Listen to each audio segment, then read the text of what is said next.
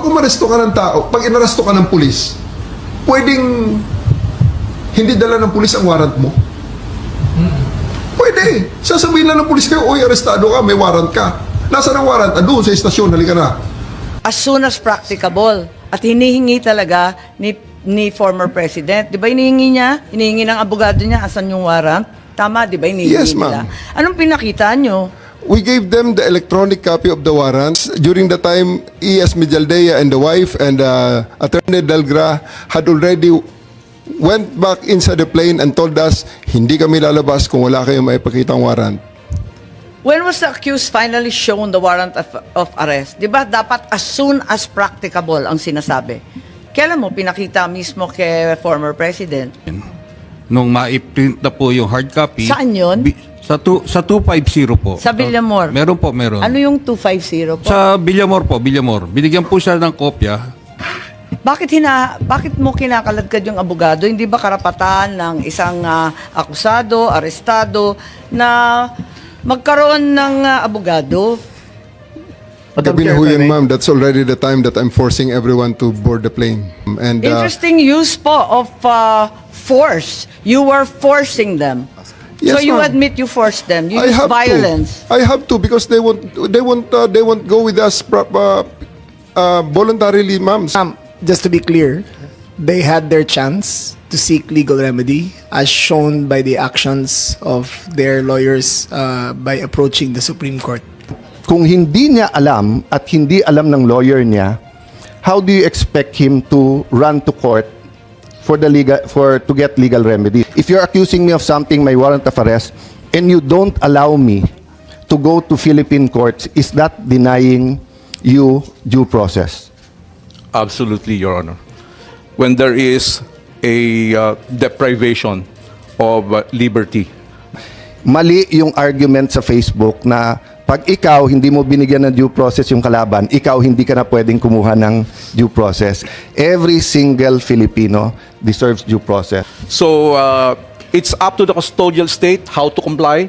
There is no issue that we should comply with all these international obligations. That's not the dispute.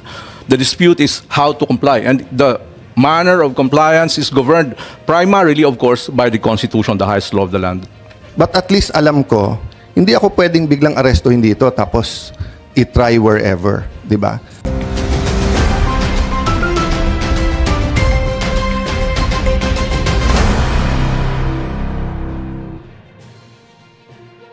Naipakita ba yung ICC warrant sa Pangulo, kay Pangulo Duterte? Pinakita ba ninyo sa kanya?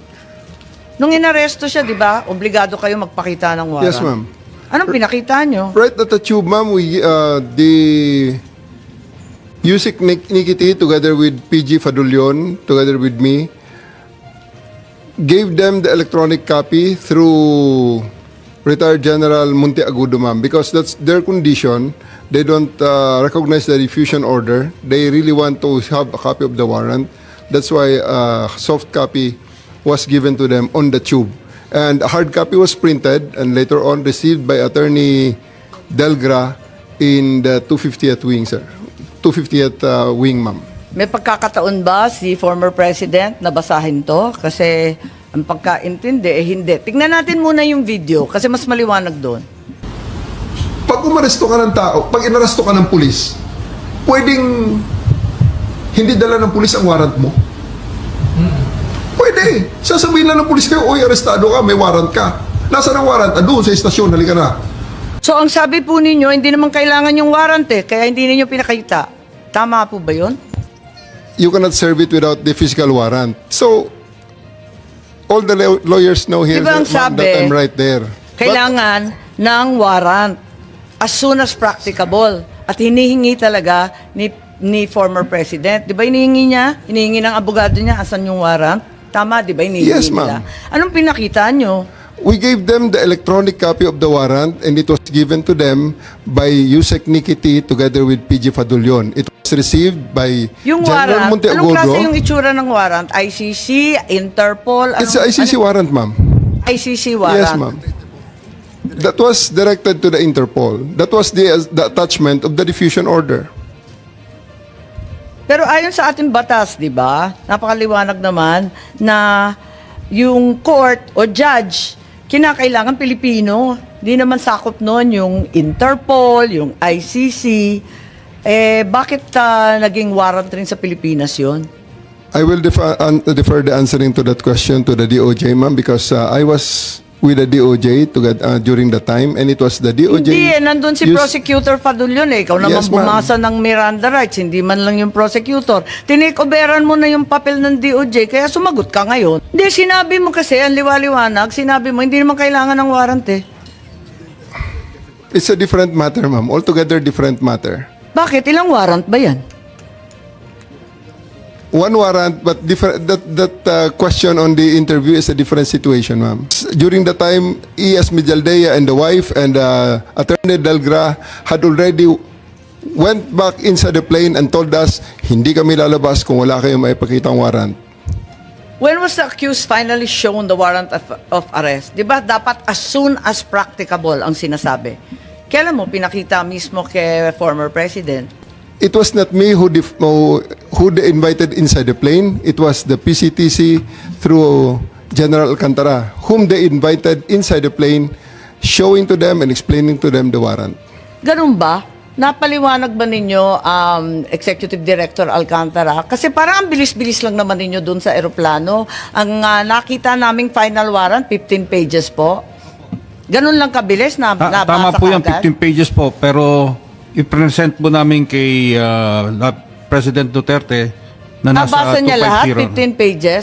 Ang bilis-bilis lang lumabas eh. Oh, hindi po niya nabasa yun. Hindi niya nabasa? Oo, hindi niya. So, bakit Doon po namin present sa kanya sa... kaya nga, pero ba't hindi niyo pinagbigyan na basahin? Kasi Yung- karapatan talaga ng akusado at ng arestado yan, di ba? At that point in time, ang may kopya po ng warrant ay si General Alex Monteagudo.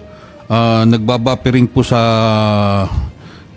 telepono niya. Matagal pong mabuo dahil Siyempre, nasa baka- airport. Oo, kaya Tapos nasa loob kaya ng nga po. aeroplano. Kaya nga so, po sa madaling sabi, Kaya nga po nag-print kami ng hard copy. So pagdating po sa 250, doon na ibinigay sa kanila yung warrant.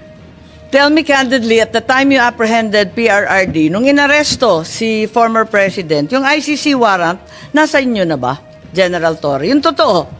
Kasi you're under oath, alalahanin. Yes, ma'am. It is with us.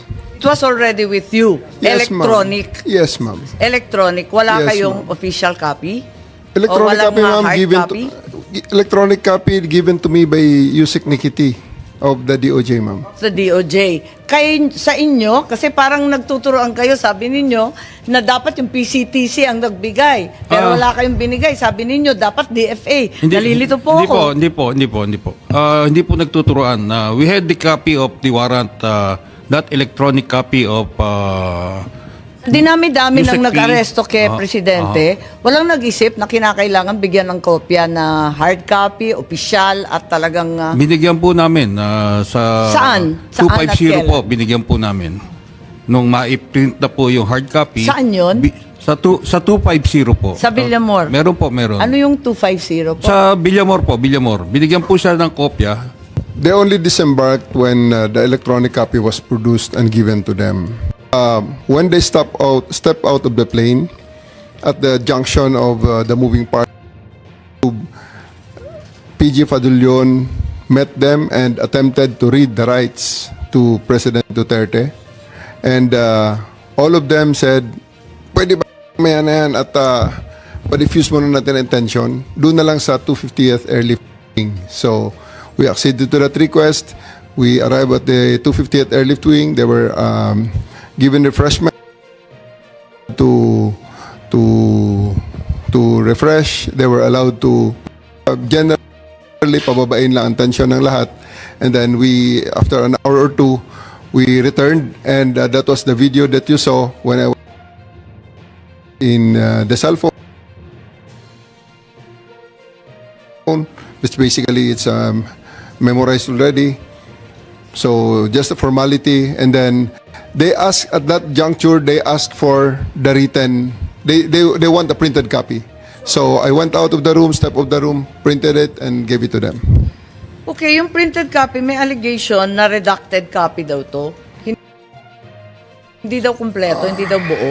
Parang simplified lang or pinaiklian. Tama ba? O buong buo? Buong-buo yun, ma'am. It was... Ilang pahina? 15 pages. Yung 15 pages na kumakalat ngayon? So Yes, yun ma'am. din ang naibigay doon sa Villamor. Yes, ma'am. That was properly received by Attorney Delgra in assigned So, Attorney receiving copy. Delgra. Yes, ma'am. Pero nakita ko sa ating video na iba ang pangyayari tungkol sa abogado. Pwede bang panoorin natin? Ilan ang binigyan ng ganitong... Kasi nandito kayo lahat eh. Nag-iisang tao. Ilan ang binigyan ng Nag-iisang tao. Dami pabor? ko rin sa labas. Presidential Nandito law kayo. namin. Sir, hindi kami Sir, ma'am, humingi ng please, pabor. ma'am. Just invoke Article 59. Bakit hindi yan magawa-gawa? Attorney, you will be That's referred- precisely the point that I'm saying. Ano yung laman yan? Huwag kayong mag-ano, huwag kayong, please lang, bawal hawakan. Attorney, you will be removed. Bawal hawakan! Bawal hawakan. Tumayo ka na lang. Bawal The right to hawakan. counsel is something that has to be observed Right to counsel. and Huwag respected. kayong umawak. Huwag kayong Kayo mga Huwag mo hawakan yung nanay ko! Ang ina mo! Hindi, sandali. Yung mga sundalo, tanungin ko kayo, anong kasalanan ko? Okay, dito sa video nakikita na si General Torre hinihila yung abogado. Standard procedure po ba ito ng Madam Chair? PNP? Bakit mo kinakaladkad yung abogado? Hindi ba karapatan ng isang akusado, arestado na magkaroon ng abogado? Bakit ayaw ninyong palapitin yung abogado? Gabi na ho yan, ma'am. That's already the time that I'm forcing everyone to board the plane. I'm already forcing the former president to board the plane, ma'am. Tapos na yung napakarami ng optics sa kanilang ginawa dyan, ma'am. And Interesting use po of force. You were forcing them.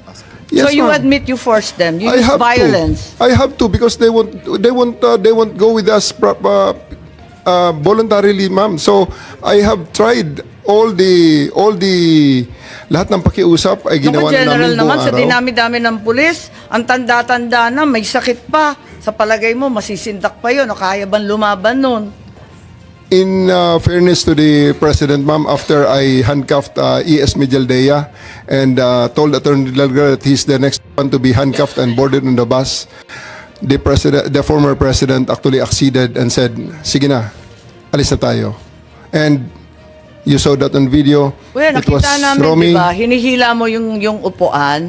Hindi ba dapat, talagang General Torre, kailangan makinig ka doon sa sinasabi ng abogado? Di ba karapatan nun? I have already arrested, I even arrested E.S. Mijaldea, ma'am, for obstruction of justice and placed handcuffs on him. That was already the last parts because masyado ng gabi, aabutin na kami ng umaga. Then it's Ilang already oras na, unreasonable. 2 oras pa lang, ikalalanding lang ng Hong Kong ng alas 10, alas 12 12 hours. pa lang to. 12 hours, ma'am. Kaya nga, anong oras to? Kasi Mga 7 sabi mo o'clock na- kanina, 10 o'clock, Mga 8 o'clock yan, ma'am. Yung kay Delgra. O, anong oras na yun? Mga 8 o'clock yan, ma'am. Sa umaga na yan? Gabi. 7 o'clock, 8 o'clock ng gabi na yan, ma'am. 8 Si a.m. Delgra. Ay, 8 p.m. Gano'ng katagal na yon? 10 hours, ma'am. 9 hours. They attended to serve the warrant at when they disembarked. They asked that it be deferred until they reached 250. Upon reaching 250, they asked for some refreshments and they cooled down. Upon being more calm and after conferring with their lawyers, the warrant of arrest was served in toto, in full, and their rights were read. So sa tingin ninyo, itong 9 to 10 hours sapat na para sa isang pangkaraniwan tao na makakuha ng sariling abogado, tapos i-check yung kanyang warrant, pagkatapos mag-draft, mag-file ng maayos na petisyon ng habeas corpus. Ganun ba yun? Ma'am, you must. I think the record showed that there were 3 lawyers with him in conference with him during the entire time. Attorney Delgra. Paano Attorney makakapag-file yun? Gabing-gabi na, hindi naman Ma'am, court hours. They had filed a case of a TRO with the Supreme Court. They tried their legal remedy. It was duly recorded and there was no TRO given by the court, ma'am. So, ma'am, just to be clear, they had their chance to seek legal remedy, as shown by the actions of their lawyers by approaching the Supreme Court. So, So, ang- there was no due process denied, ma'am. Siguro sasabihin ko at tatanungin ko kay Attorney Medina, ang ating constitutionalist po rito, masasabi ba natin na nabigyan si PRRD ng sapat na pagkakataon para alamin itong validity ng kanyang, yung katotohanan ng kanyang pag-aaresto? Ilang oras ba yung sinasabi natin na sufficient time, yung sapat na panahon? Thank you, Madam Chair. Just to clarify, I will just be consistent with the opinion that I posted, that there was no reasonable opportunity. That is not to denigrate or cast aspersion on the character or competence of our officials. And also, I have very limited facts when I wrote the opinion.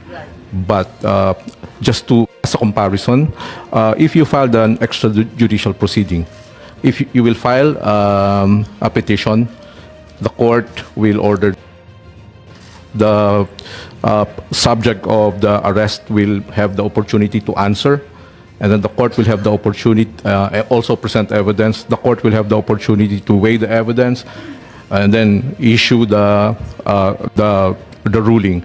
For example, in the case of Mark Jimenez, he had more or less over a year to dispute his extradition. So if that would be the standard, that might be considered reasonable opportunity to be heard. So yung sinasabi nila na naka-10 oras na nag-iintay, talagang panay pa rin ang tutol, hindi sapat na panahon yun. Kasi magpipila ka pa ng kaso, magdadraft ka pa ng petisyon, dadalhin mo pa. Hindi po ba? So hindi pa rin sapat kahit sabihin natin matagal sila nandun sa airport? I will just be consistent with what I wrote, Your Honor. My initial view was yes, 6 hours, office hours, or less, 5 hours, to seek relief from the courts may not be characterized as reasonable opportunity to be heard. Of course, that is disputable. That's just my personal opinion with limited facts. I'm sure the officers concerned have good reasons, and that can easily be disputed in court. Thank you. Yes, para sa amin medyo mabigat nga yung 4-5 oras na bukas ang korte, no? Kasi hindi naman pwede yung hating gabi at hindi naman bukas pa. Talagang alam natin itong mga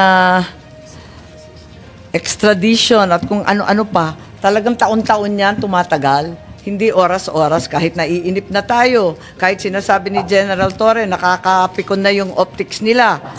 Kung ano-ano nang ginagawa, kinakailangan pa rin binibigyan natin ng pagkakataon. So, sa palagay mo, ilang oras ba dapat? Kasi hindi naman bukas ang korte nun, hindi naman office hours eh. Yes, yeah. Senator Cayetano po. No, Madam Chair,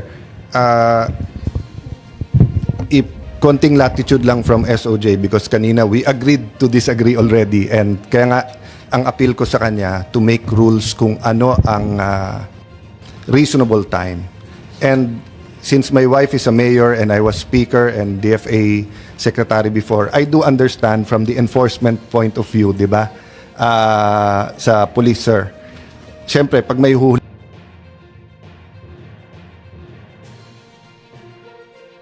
hulihin, mission-oriented kayo eh. Parang yung military, di ba?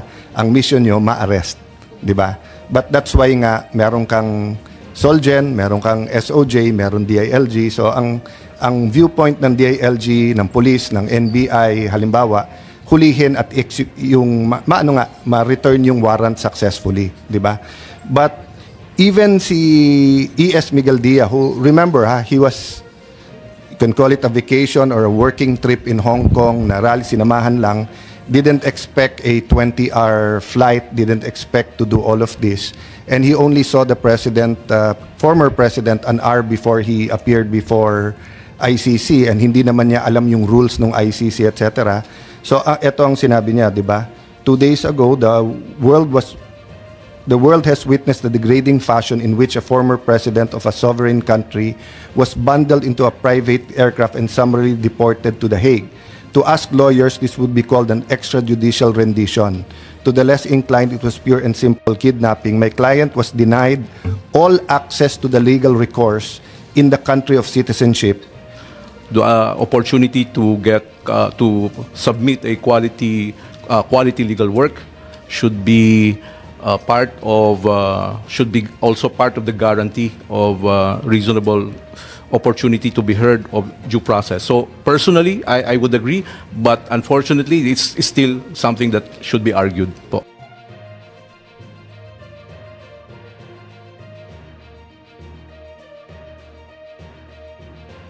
So, sir, when you read the Miranda rights, did you explain the nature and cause of the crime that he's being accused of? Yes, sir, it is on record and caught on video, sir. Yeah, sorry about I don't know lang kasi about the record, so I'm not doubting you. Yes, sir. Ang napanood ko lang kasi yung standard Miranda rights that Yes, sir. you have. So, how did you read to him yung nature and cause? It's sa warrant or you... Yes, sir, I read it from narrated? the warrant, sir. It From was the warrant. extracted from the warrant by the DOJ. So, you read to him the warrant. Around Yes, sir. what time po yun? So, yung Go out of issue the na plane. walang dala, that's not true kasi dala nila. Hindi sila lalabas sa plane, sir. Yung kondisyon nila. Hindi kami lalabas sa plane pag wala yung warrant. Warrant. And So, it was nandun shown yung to them. warrant. So, ang point ko, was the accused, in this case, former president, aware of what he was being accused of? So, I'll stop there, sir. Factual lang naman, and I take your answer that it was the warrant was there, it was read to him, and there are different... I won't go to them now. I'm just making the point that even if you serve the warrant, kung hindi niya alam at hindi alam ng lawyer niya, how do you expect him to run to court to get legal remedy? So, going back, Attorney Alexis, sir, so is the ability to seek legal remedy part of due process? Meaning, if you deny me, if you're accusing me of something, my warrant of arrest, and you don't allow me to go to Philippine courts, is that denying you due process? Absolutely, Your Honor. Without casting any aspersion on the character or competence of the officials involved. Yeah, I'm asking In a the- general question. I think the question SOJ that you naman is posed, yes. listening and they will answer. So, going back to surrender. So, if my foreign court ngayon, I look, I have it somewhere here, pasensya na kayo magulo. Senator Trillanes was saying in May 2024 na 3 batches of warrants to. First daw is si PRD, after that daw, Senator Bato, Senator Bongo, etc. And then sa third batch, military and police officials. So, I agree with Senator Bongo na wala na tayong magagawa in the sense na nandyan na si PRD. But I disagree na hindi importante itong hearing kasi kung may second, third, fourth batch pa yung warrants, it's important. So, if the ICC issues a warrant here, I want to make sure that every officer of the AFP has his day in court before they're sent to Hague. So valid itong hearing na to. When there is a deprivation of liberty, the consistent policy of the Constitution is to involve the judiciary. Mali yung argument sa Facebook na pag ikaw hindi mo binigyan ng due process yung kalaban, ikaw hindi ka na pwedeng kumuha ng due process. And they tell na meron o wala si Duterte. I'm not talking about Duterte, I'm talking about every single Filipino deserves due process. Okay. So it's up to the custodial state how to comply. There is no issue that we should comply with all these international obligations. That's not the dispute. The dispute is how to comply. And the manner of compliance is governed primarily, of course, by the Constitution, the highest law of the land. But at least alam ko, hindi ako pwedeng biglang arestuhin dito tapos i-try wherever, di ba? Pero kung in doubt yon, di ba? So for example, feel free to judge Senator Bato, but I made the same statement as the Senate President that if he's in the Senate, even if beyond 6 years yung kakasuhan sa kanya, kung hindi pa nagde-decide ang Supreme Court what constitutes surrender, etc., and he seeks legal remedy, we should give, under reasonable circumstances, sanctuary